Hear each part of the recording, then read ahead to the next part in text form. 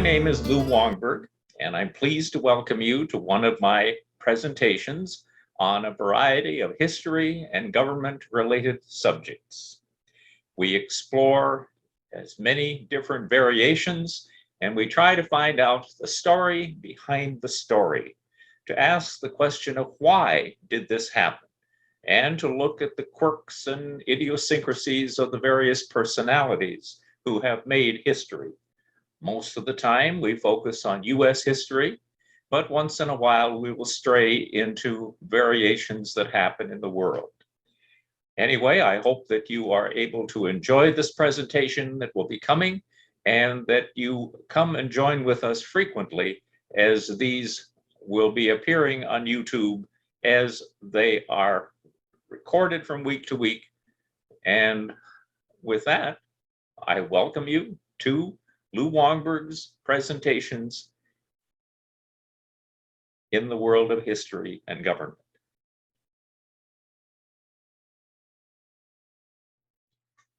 And so now we begin to look at some of the turning points that have affected us throughout US history. Turning points can be a noun, a point at which a decisive change takes place, a critical point, a crisis sometimes, a point at which something changes direction, especially a high or a low point on a graph. So the question we need to ask about each of these events as we take a look at them today is, what would be different if this had never happened? What would be the outcome of this historical event if the opposite of the possibility occurred? Now, it's such a huge question that there are so many things we will not mention, because they're all turning points. Every invention changes our lives, from the automobile to the railroad to the telegraph to television. Everything changes our lives. We won't get into those today. We won't talk about what difference science makes, the discovery of medicines and so forth. We won't for sure get into religion, which has got a lot of turning points in the human condition. Printing, for example, the Gutenberg Bible, the movable print that came about in the 1500s. We won't get into that. Books, newspapers, and how they disseminated information and do disseminate information. Music changes our lives in significant ways. Fads, customs that come and go. Diseases, as we are witnessing with this pandemic we have currently lived through, and many, many other things. First, let's take a look at the question of direct and indirect taxes, because it influences us greatly throughout history. The colonists back in the 1760s were very angry that Parliament was levying taxes without colonial representatives on their behalf, and the colonies were growing in size and influence and importance, especially economically. Direct taxes, which they imposed, such as the Stamp Act in 1763, were taxes added to the price of a good at the time of purchase. It was obvious to the consumer that he was paying the extra for the tax levy. In other words, today we would call the sales tax a direct tax, because every time you purchase a product, you pay it, and therefore you know how much you are paying. Indirect taxes are taxes that are included in the price of the product or service, and that way you don't even really realize you're paying the tax. For example, our gasoline tax today, which is built into the pump price, you never really think about how much of that is a tax. The Stamp Act, passed by the British government, British Parliament, March of 1765. The purpose of the law was to pay for the high cost of managing and protecting the colonies, as well as the war debt from the French and the Indian War. French and Indian War in America, called the 7 Years' War in the rest of the world at that time. It had been an expensive proposition to defeat the French, and they felt that the colonies who were being protected should have to pay for it.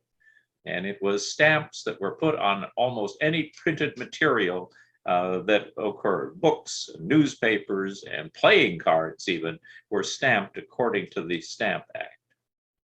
So we're going to jump ahead to the Boston Massacre that takes place in 1770. And it's interesting to take a look at propaganda and the influence of it. This is Paul Revere's depiction of the version. He creates this in days after the Boston Massacre in March of 1770. And you will notice that the British are looking very stern, and are looking very aggressive, and they are firing upon the poor, helpless colonists. And the colonists there, among them, there is a woman who is slumping backwards, and of course, a sympathetic case. They've also put a dog in there. He has put a dog in there because that was considered a significantly neutral kind of a thing, poor innocent dog. The British, on the other hand, they portrayed the massacre in this way, with the noble-looking soldiers all dressed up and looking like they're just really in line, and the savage colonists on the other side who are rebelling. The engraving demonstrates the colonial view. British appear to be aggressor. The painting on the right by a British artist shows the colonists armed and the British soldiers more in a defensive posture. Without photographic evidence, both sides could interpret the event to their advantage. And in the colonies, the Paul Revere version became the one that inflamed the colonists. The British government attempted to restore order in Boston through martial law after the Boston Tea Party in 1763.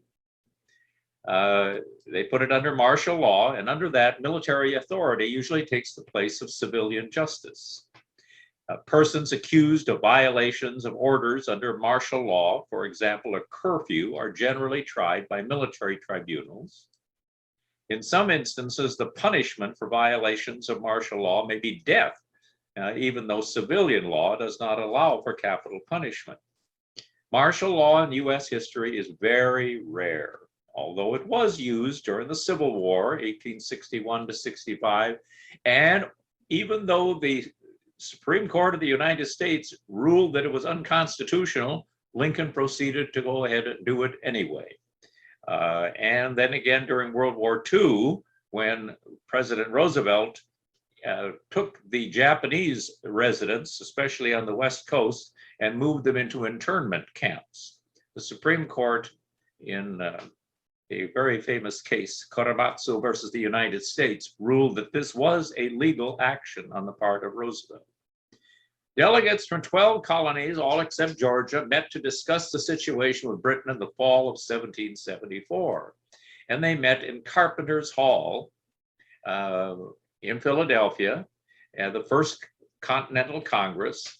And they were there to try to be gentle and to convince Parliament to be kind and to repeal these intolerable acts.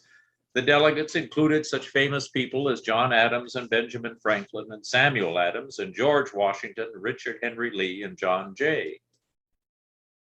Meanwhile, in Parliament, there were defenders of the colonies. Edmund Burke, most notably, considered to be the founder of the conservative movement.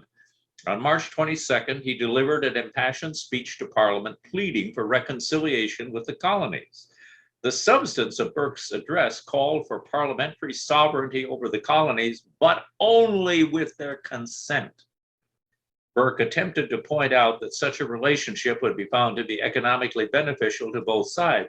So now ask yourself, what would have happened?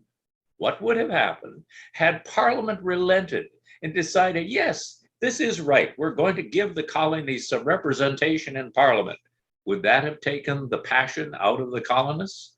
Remember, only about 1/3 of the colonists favored the revolution. 1/3 remained loyalists, and 1/3 were really not involved at all. His appeal, of course, failed in Parliament. April 19, 1775, which can be considered to be the beginning of the American Revolution, at Lexington and Concord, it's called the Shot Heard Round the World. Here's the famous depiction of it. If you ever stand on Lexington Green and see where this action took place, it's just rather stirring, and you should try to all get there sometime if you can. The Second Continental Congress met from May of 1775 and continued in different versions through March of 1781. And they're the ones who adopt the Articles of Confederation, which is going to be the US government through 1789. John Adams depicted here. Congress's focus changed from seeking to repeal the intolerable acts to fighting a war against the British. Some more radical delegates pushed for independence from Britain. Moderates pushed for reconciliation. John Adams suggested each colony create its own government, a continental army be formed, and the colonies declare independence. Congress created then the Continental Army, and he appeared at this as a delegate from Virginia, but he happened to be wearing his military uniform. And miraculously, he is appointed, George Washington is appointed as the commander. They also began then to print paper, and eventually this is the organization that produces the Declaration of Independence that we know so well. Many, including Continental Congress President John Hancock, desired to be the commander. Others, delegates, mainly led by John Adams, sought to appoint George Washington to the post. He was appointed for two main reasons. He did have prior military experience during the French and Indian War, and history says that he may in fact have been the person who started the French and Indian War. And he was from Virginia, at that time the most populous and most significant of the colonies, and it would seem necessary to include Virginia in the military operations around the city of Boston. Most famously, these take place at Dorchester Heights. The land war with the colonists has the British pretty much tied down to Boston. Above Boston, on the south side, there is a high hill that they call Dorchester Heights.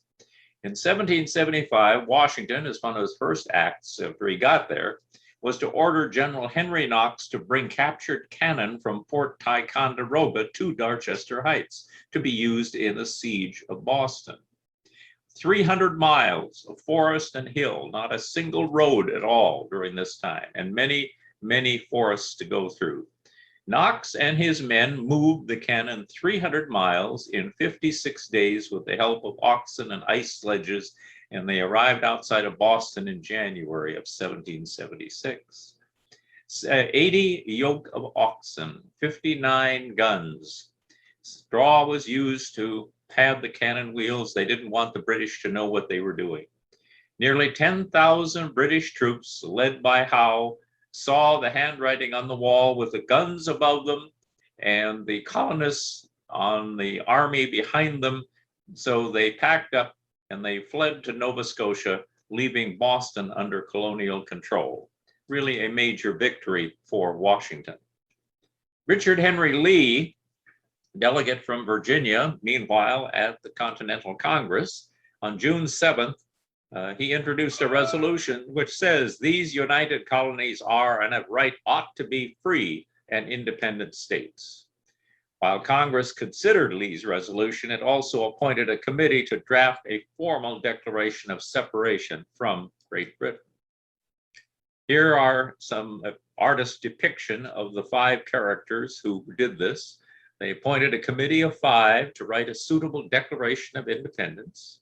Serving on the committee were Benjamin Franklin, who was from Pennsylvania, Thomas Jefferson, who was from Virginia, John Adams from Massachusetts, Robert Livingston from New York, and Roger Sherman from Connecticut. They had diverse representation from the different sections of the country. The entire committee was to write the Declaration. However, most of the writing was done by Jefferson. You can see in the document the edits that Adams in particular added, but it is largely from the mind of Thomas Jefferson. Foreign fighters played a significant role in the battle for American independence. This was, we need to note, the Age of Enlightenment, also known as the Age of Reason or simply the Enlightenment, an intellectual and philosophical movement that dominated the world of ideas during the 17th and 18th century. Liberty, progress, toleration, fraternity, separation of church and state.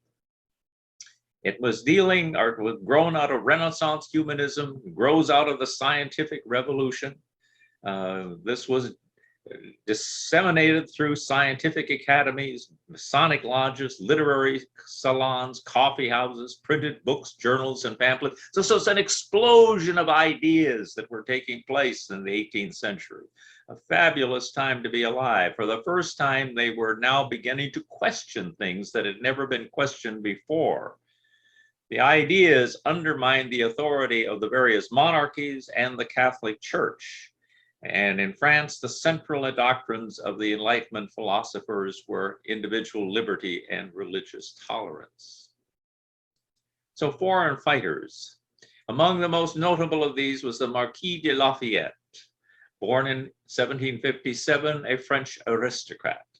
Entered the French army at the age of 14. Can you imagine kids going into the army today here at 14? He was commissioned an officer by the age of 19.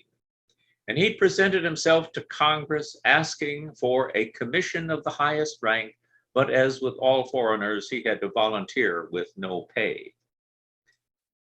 He became one of Washington's closest friends, and Washington regards him as a son. Towards the end of the war, he was put in charge of the defense of Virginia and played a key role in the war's final major battle at Yorktown.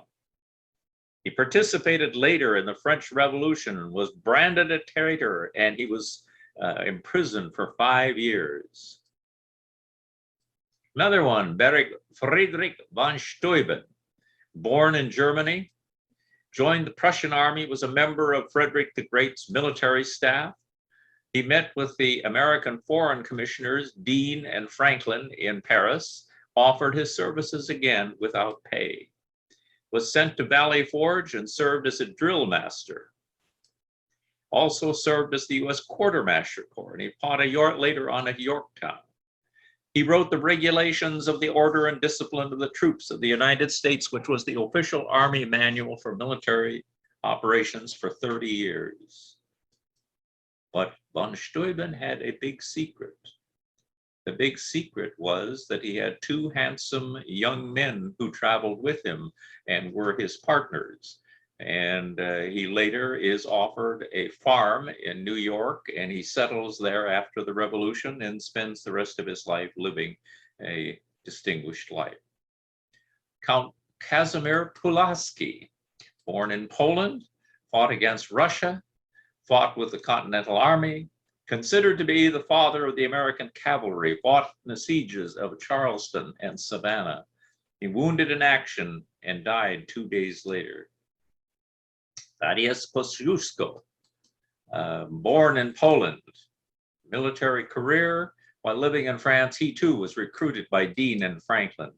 Trained as an engineer, assisted in building several forts in America, assisted in the evacuation of Fort Ticonderoga and the victory later at Saratoga. By the end of the war, he had been promoted to brigadier general. He later fought in Poland against the Russians. So we have the New York campaign in the summer and fall of 1776, which we can call Washington's lucky escape. Here we have the Howe brothers, General Howe, who's leading the army, and Richard Howe, who has the naval forces off the coast of the United States. After the siege of Boston, Washington sent 32,000 troops to engage the British forces, led by the Howe brothers in various battles in New York in the summer of 1776. New York was a pivotal location because if the British could capture New York, they would separate New England from the South, and their main goal to end the rebellion would be much more possible. The British won significant victories at Long Island, Forts Washington and Lee, and Harlem Heights and Brooklyn. They were smashing Washington and his troops. And Washington was forced to retreat. And here is where history's accidents take place. A massive fog descended upon New York. And so Washington was able to get his entire army out the back door, virtually, and to keep them together. And so therefore, Washington escaped, and he was not completely defeated and annihilated, which was very close. Had he been annihilated at that point, who knows what would have happened. This is an artist, Emanuel Leutze, who painted this in 1851. This is Washington crossing the Delaware on Christmas night, 1776, to attack Trenton and later Princeton. And this is one of those remarkable things that happens. Notice a couple of things that are in error here. First of all, this you would not have quite this much ice to deal with as they were crossing the river. And Washington was not a damn fool, and he would never have stood up as he is standing in the boat here. Somewhere, and I should point it out, there is somebody who is depicted as an African American on this famous painting. However, it's not accurate. Much of Washington's force crossed the river in shallow draft Durham boats. And that's what these look like, mostly between 40 and 60 feet in length. They were originally designed to move iron ore in bulk down the river to the Philadelphia area. They were robust enough to survive the ice-choked Delaware. The higher heavy artillery pieces and horses were transported on large flat-bottomed ferries. And it shouldn't be surprised that most of Washington's soldiers stood during the crossing. And the bottoms of the Durham boats were neither uncomfortable nor dry. A lot of wet and a lot of cold. This is probably a more accurate depiction of them crossing the Delaware. Note that they are tied to a cable that then allows them to be pulled across the Delaware. It was a ferry. Yeah. There were harsh conditions at Camp Valley Forge and other times during the wintering of Washington and his troops. In those days, nobody really fought during the winter. They simply couldn't. And so they went into camp. His was at Valley Forge, which is not terribly far from Philadelphia. 6 inches of snow, temperatures were cold, well below freezing. If any of you have lived in that area, you know how miserable winter can be. The troops pretty much lacked proper coats, uniforms, and shoes. Disease ran rampant once it started. Typhus, dysentery, typhoid fever, pneumonia were common. Approximately 2,000 troops died that winter from disease. Washington did consider disbanding his army in order to find provisions. Men ate such repulsive things as fire cake, which is just a mixture of flour and water. As many as 4,000 men each day were considered unfit for duty. And although the conditions were deplorable, the men still became more efficient and a more efficient army, largely because of the training of Baron von Steuben. And by the way, the officers did not suffer as much. As you see, the house at the top and the conditions at the bottom were the conditions under which officers lived. Then the famous Battle of Saratoga, September and October of 1777. In those days, especially in northern New York, you had a lot of old growth forests, large trees, very thick forests. And in the fall of 1777, the British planned a three-pronged attack to win the war. They were going to get it all over with in one really major battle. The plan was to have 3 armies led by Burgoyne, and Burgoyne was going to come in from the north. You see where the arrow comes in. The map is a little too much detail to get the idea, but you can see that Albany is going to be somewhere in the center. St. Leger is going to come in from the west after having first come down or come up the St. Lawrence River. By the way, they're starting at Montreal. Howe, who's in New York, is going to come up from the south. And so the 3 are going to converge on Albany from different directions. After they seize New York, central state, the northern and southern colonies will be separated, which would dismantle the rebel government. The gentleman Johnny Burgoyne was more interested in gambling, writing plays, and high society than military concerns. Relatively successful, he forced Americans out of Canada, capturing Fort Ticonderoga. Burgoyne devised the 3-pronged attack to capture New York. He totally misunderstood how rough the terrain was his army would have to cross to get to Albany. They had to fell one tree at a time. They had a mile-long train of carts and wagons that had to be pushed through the thick forest. Part of the problem was the luxury items such as cases of champagne, his own bed, dishes, and furniture he insisted on carrying. He was a gentleman, and he was not going to suffer at all like his troops were going to suffer. So meanwhile, off in Paris, Benjamin Franklin has been busy, and he finally is able to have an audience with the French king, Louis XVI, during negotiations for the treaty. In the treaty, the French government recognized the United States as an independent nation and also created a trade agreement between the two nations. But this was possible only because of the massive victory at Saratoga. The British Army with 7,000 troops were routed and captured. And so this becomes known as the major turning point in the Revolutionary War. Having failed to conquer New England, having failed to conquer New York and central part, the British now turned their attention to the south. And British General Tarleton had been ordered by Cornwallis, who's the main general operating in the south, to destroy American General Daniel Morgan's army.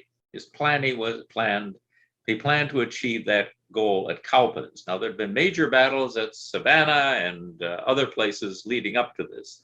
But now we have a turning point.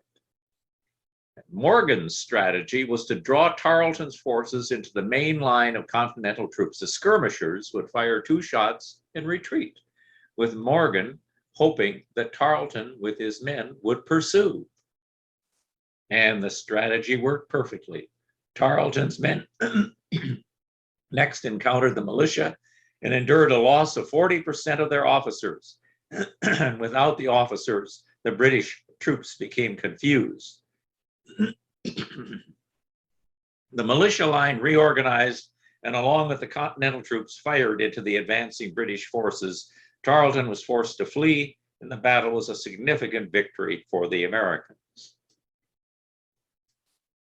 Now, of course, operating, one of the things armies need is they need food, they need clothing, they need ammunition. All of these things need to be replenished. And Cornwallis and his troops were now many miles from their base of operations, and so they needed to go to the sea, and so they marched to a place called Yorktown to wait where the ships from the British could get in and replenish their needed supplies. And so this is in 1781. Washington, in the meantime, who is way up north at West Point with his troops, he marches his army 440 miles, again through rugged territory with very poor, if any, roads, and then joins with the French and American forces led by Lafayette, Rochambeau, and de Grasse. Their plan was to trap Cornwallis at Yorktown. Cornwallis was surrounded by the French fleet as well as the 17,000 men commanded by Washington, Admiral de Grasse, and French General Rochambeau. The city was surrounded under heavy fire as Cornwallis's position was assaulted by nearly 17,000 men, led by Washington, Rochambeau, de Grasse, and Lafayette. On October 14th, 2 British positions were captured, and Cornwallis realized his position was hopeless, and he offered to surrender. October 19th. This is the artist's depiction of the surrender of Cornwallis to Washington. Cornwallis surrendered himself and over 8,000 men as prisoners of war, signifying the last major battle of the Revolution. According to reports, Cornwallis at first did not offer his sword to Washington, but in the surrender, he had a subordinate officer do so. Washington responded by having one of his subordinate officers accept the sword. The war officially ended almost 2 years later with the Treaty of Paris. Now, this is a song that was played when the British were surrendering, and it's called "The World Upside Down." And you hear just a little piece of it here. And these are 2 verses from the song. And they're a little hard to understand and to read. There are many more verses. But the whole idea is that the British surrendering to the colonists was the world turned upside down for them. And this apparently was a popular song in Great Britain during the time.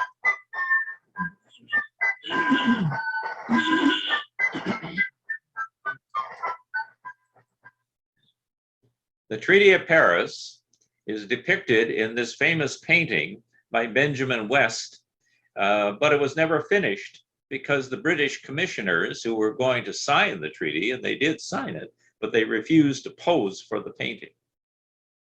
The treaty provisions were very sweeping. They granted the U.S. independence. There was to be British evacuation of the frontier forts, which did not happen so rapidly. U.S. territory boundaries were extended from the Appalachian Mountains all the way to the Mississippi River and from the Great Lakes to Florida. In one fell swoop, the geographic size of the United States more than doubled. More importantly, immediately, were fishing rights for U.S. fishermen off the Canadian coast, which was very rich in fish. Restoration of Loyalist property, which was also a mixed thing that didn't happen too efficiently.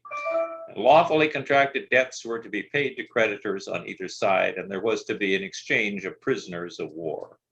And here you see the growth of the United States. It gained independence, but also significant geography. Towards the end of the century, much controversy dealing with the Virginia and Kentucky resolutions, one authored by Thomas Jefferson, one by Madison.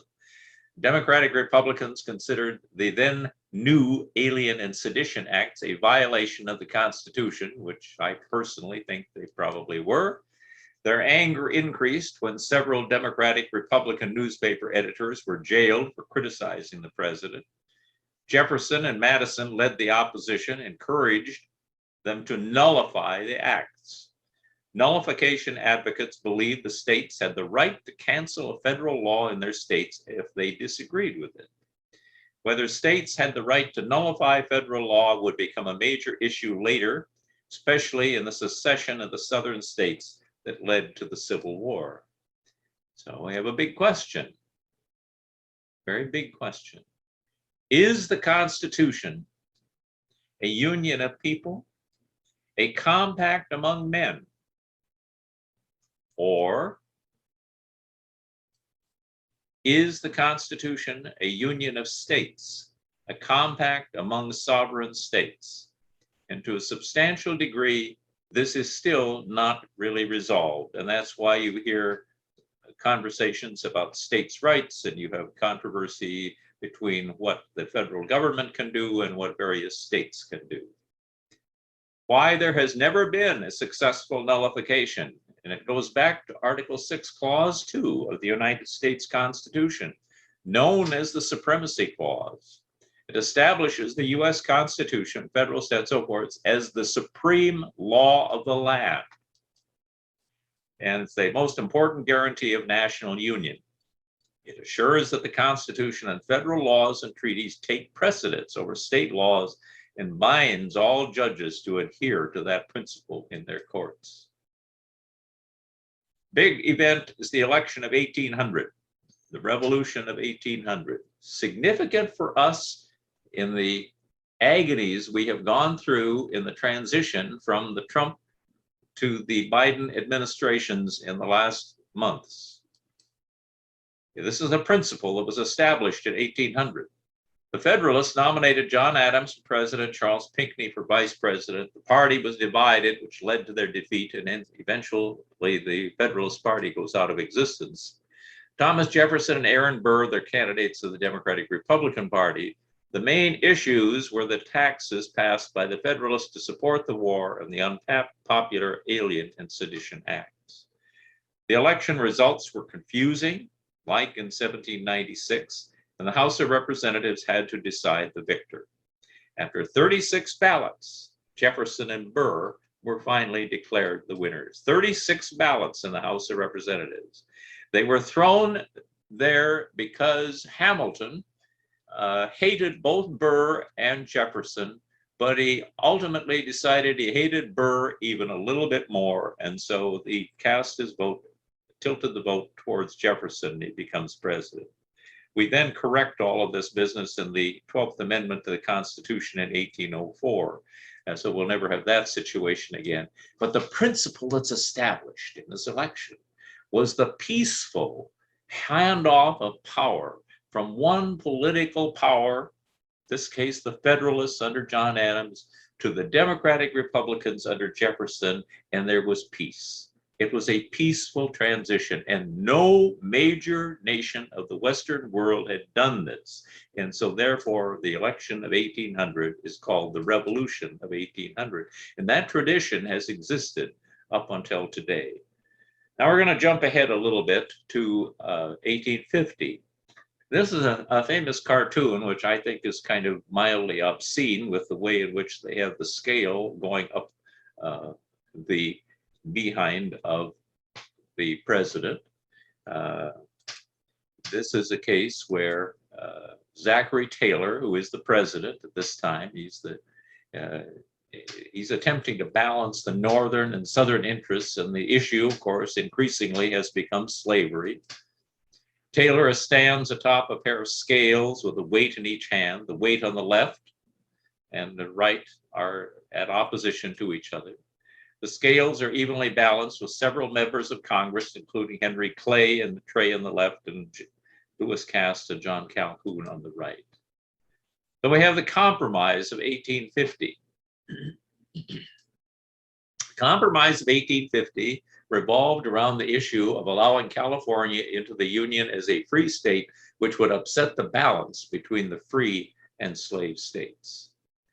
We had maintained a balance between the North and the South, between the total slave and total free states, and they weren't done perfectly. It wasn't exactly the same year, but there were tacit agreements that when one would come in as a state, then shortly the other one would come in. And Congress was not in session 12 months of the year as it is now, and so they had more time to be leisurely about it. Ohio was roughly paired with Louisiana, and it wasn't crucial yet at that point. Indiana paired with Mississippi. We have Illinois paired with Alabama. We have Maine, then the famous Missouri Compromise, paired with Missouri. Arkansas and Michigan, Florida and Iowa, and Texas and Wisconsin. But now we have a problem. In 1850, California has enough people, so it wants to be a state. But there is no way to balance another state with them. So how is this going to happen? Issues raised by the debate over the Compromise of 1850. The concept of the debate of the Compromise of 1850 comes out of the mind of Henry Clay. Now, Henry Clay is an old man at this point. He's a sick man. He's going to die within the next year and a half or so. And so he isn't able to effectively finalize this, but it's taken over by Senator Stephen A. Douglas, and he forces it through. The questions are, how will the issue of slavery be resolved in the new territories that are being taken from Mexico following the Mexican War? How would the territory ceded by Mexico be divided? California has petitioned Congress to enter the Union as a free state. If they enter, it will upset the Missouri Compromise of 1820, the balance between slave and free states. How is that going to work out? There was a dispute over land. Texas claimed that its territory extended all the way to Santa Fe. The nation's capital in Washington was home to the largest slave market in North America, and many wanted that stopped. So they come up with the Missouri Compromise. If Taylor had lived, then it would probably have been vetoed and would not have gone forward. But as it was, he had the misfortune of dying. And in that case, then his successor signs the bill. Kansas Nebraska Act, 1854. This man, Stephen A. Douglas, Democratic Center introduced a bill in early 1854 to reorganize the territory. He had heavy investments in the western lands and a stake in getting the terminus of the now planned transcontinental railroad located in Chicago. And incidentally, he was also seeking to be president, thought the publicity would help him achieve his goal.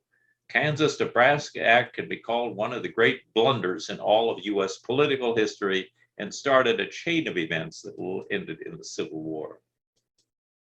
The Kansas Nebraska Act divided the land west of Missouri into two territories, Kansas and Nebraska. To deal with the slavery issue, Douglas included the concept of popular sovereignty, where the settlers would decide themselves if slavery would be legal. And he thought he would get Southern support because of that. Miscalculated thinking that by leaving the issue of slavery up to the citizens would remove it from the national debate. It essentially repealed the now 34-year-old Missouri Compromise, which was so well accepted, and it enraged the anti-slavery citizens. After months of debate, it was finally passed. And the one thing it did, though, is it inflamed Abraham Lincoln. And he, who had been sitting by the side, he had been in Congress for one term, and then he decided, when he lost that, he decided to just go back and be a lawyer in Illinois. But now he is aggravated because of the Kansas Nebraska Act, and he begins to give speeches and to talk out loud. So why was this put forward? The Great Plains west of Missouri and Iowa were territories previously thought to be desert. It was now recognized as suitable for agriculture and ranching. People are going to move there. The Indian inhabitants could be easily removed because they didn't bother with them. They weren't worth anything, and they now had the power to remove them. The plans for the Transcontinental Railroad were divided between a northern or a southern route. Organizing this area would help the cause of the northern route, and of course, Stephen A. Douglas's ambitions. This is what it looked like. This is a map of the United States during this time. And you see where the lines were drawn. Slavery was not allowed under the Missouri Compromise in that northwest quadrant, and slavery was allowed on the southern one. So there was a possibility of future states becoming slave states. Then comes the Kansas Nebraska Act of 1854, and all of a sudden, all of that land in that northwest quadrant could be open to slavery. Probably wouldn't have happened, but the idea still had a great deal of impact. The Kansas Nebraska Act had a profound impact on the course of U.S. history. Reopened the slavery question in the territories. Bleeding Kansas, open warfare took place in Kansas. A lot of people died. Political parties realigned along sectional lines. The Democrats became a Southern pro-slavery party. The Whig Party disappeared. It just wasn't strong enough to deal with these issues, and disappeared in the South and was fatally wounded in the North, and would certainly be replaced by this new Republican Party, which was an anti-slavery Whig Party, Democrat Party, and it saw the slavery issue as a mortal danger. And so they were an abolitionist party. So then we have the American Civil War, a very divisive, most divisive of all the issues that have taken place in U.S. history. And there are many turning points in the U.S. Civil War. Both battles of Bull Run, Grant's capture of Henry and Donelson, Forts Henry and Donelson, the Battle of Shiloh in the West, Confederate loss of New Orleans, McClellan's victory at Antietam, that we'll mention more about in a moment, Meade's repulse of Robert E. Lee at Gettysburg, Grant's successful siege and capture of Vicksburg at the same time, Grant's success at Chattanooga, Grant then cornering Lee in Richmond and Petersburg, William T. Sherman's capture of Atlanta, Sheridan's multiple triumphs in the 1864 Shenandoah Valley campaign, and Thomas's rout of the Army of Tennessee at Nashville. So why did Lee invade Maryland? He did it because a victory in the North could possibly gain diplomatic recognition from Europe. and bring England and France to the aid and assistance of the South. Such a victory might cause the people of the North to question Lincoln's leadership and force him to sue for peace. Just 1 week after the Second Battle of Bull Run, Lee decided it was time to take the war to the North, and by marching his victorious army into Maryland, he had several objectives. He wanted to maintain momentum, achieved with his stunning victory at Bull Run, which left the retreating army running away. By advancing into Maryland, he could relieve Virginia of enemy occupation, and he knew the Union Army would have to mirror his movements and take up defensive positions in front of Washington and Baltimore. He hoped that he could rally the border state for the Southern cause, perhaps influence the upcoming congressional elections and persuade more Democrats who favored peace to outvote the Republican majority in the House and demand an end to the war. Logistically, moving his army into unharvested virgin countryside of Western Maryland would provide new food supplies for Lee's hungry soldiers, and the merchant stores in Frederick could resupply his troops with new clothing and shoes. September and October marked the key harvest months. Without Union armies impeding them, the Southern armies could gather their harvests and subsequently feed Lee's army during the winter. And you see, that is a reality.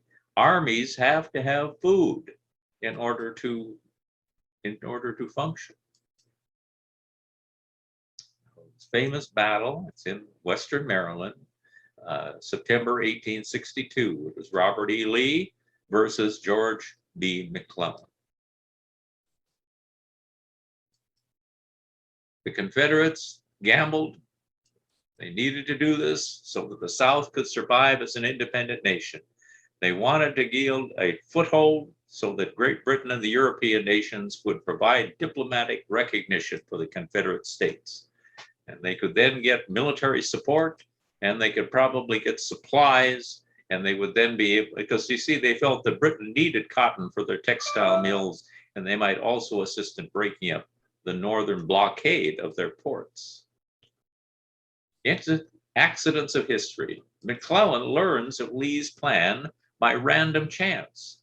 A Union soldier found Lee's battle plans wrapped in a bundle of 3 cigars. In other words, he was sending his plan to another general, and as a gift, along with the written instructions, he wrapped some cigars. They were all cigar smokers in this time. Even though McClellan knew of the plan, he still acted cautiously because he believed Lee had a larger force. The battle began the morning of September 17, 1862. Union troops, led by fighting Joe Hooker, made several advances against Lee. Close to the battle was a Dunker sect church, which has been restored. You can go there and see it today. In the Confederate-led counterattack, the rebels inflicted many casualties on the Union troops. By 10 a.m., more than 8,000 men were killed or wounded.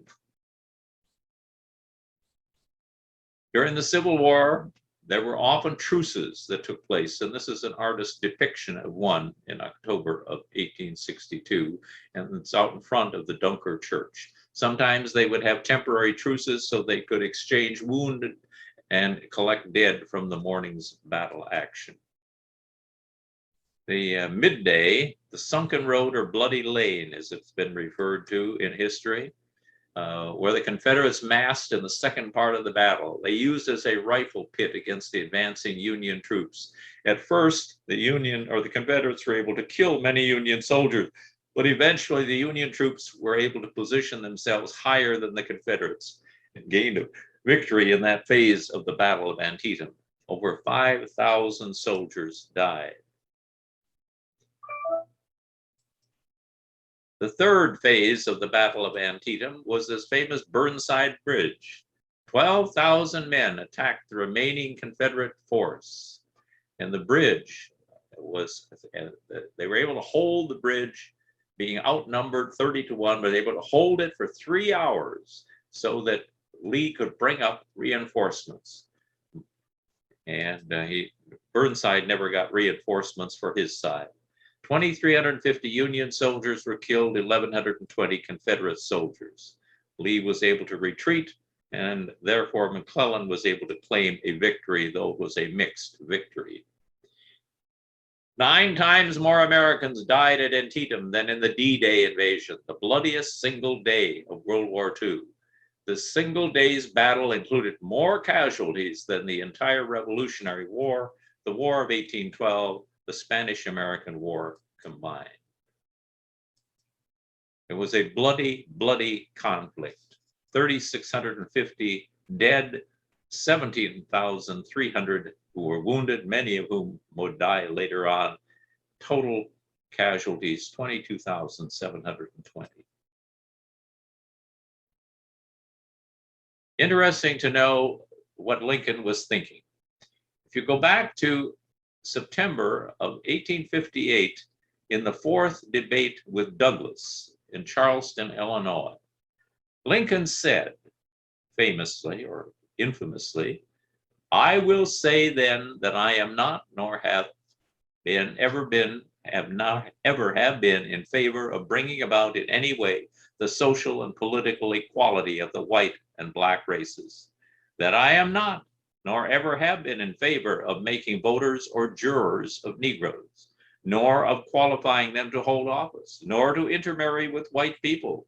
And I will say in addition to this, that there is physical difference between the white and black races, which I believe will forever forbid the two races living together on terms of social and political equality.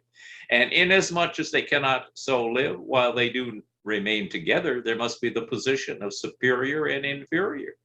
And I, as much as any other man, am in favor of having the superior position assigned to the white race. I say this upon this occasion. I do not perceive that because the white man is to have the superior position, the Negro should be denied everything." Now imagine this. This is a position that is very, very extremely racist. And he's saying this in 1858 when he's in contest with Douglas. By 1862, however, he has changed his position. And this is why Lincoln becomes such a remarkable person in U.S. history. He changes his thinking. He grows as a person. And he then, in the summer of 1862, he proposes the Emancipation Proclamation. And he announces just after Antietam that it would take place January 1, 1863. And it's a remarkable change on his part. The Emancipation Proclamation says on the first day of January, all persons held as slaves within any state or designated part of a state, the people whereof shall then be in rebellion against the United shall be then thenceforth and forever free. Now, practically speaking, that didn't cover very many people that they were in control of at that point. It did not free many slaves. Border states were still loyal to the Union, so it didn't affect them. And Lincoln was concerned they might leave, and he needed their support. But it was sending a message. It sent a message. There were places where it went into effect, but it really wasn't until the 13th Amendment, passed shortly before the end of the Civil War and ratified December 1865, that all slaves were legally given their freedom. 3 immediate effects of the Emancipation Proclamation. It unified the North. Many Northerners had lost morale after the large number of casualties in battle and string of defeats suffered by the Union Army. The proclamation gave the North another cause to fight for. Now it was a fight to free slaves, to end slavery. That had not been the case universally up to that point. It also stimulated disunion in the South. The South relied on slave labor, and so many of these people feared they were going to lose their workers, and they did. Many deserted their plantations when the Union Army drew close, and it hurt the Southern economy, forcing some to remain at home rather than to fight. And probably the most important thing it did was it kept Britain out of the war. The British made several gestures to the Confederacy to get the Southern cotton growers to sell them fiber for their textile mills. However, since Britain had recently abolished slavery in the whole of its British Empire, how could it support people whose constitution protected slavery? So we will end at this point, and I will then renew the question of turning points in a future look at the many turning points there have been in U.S. history, and these were just a few of them.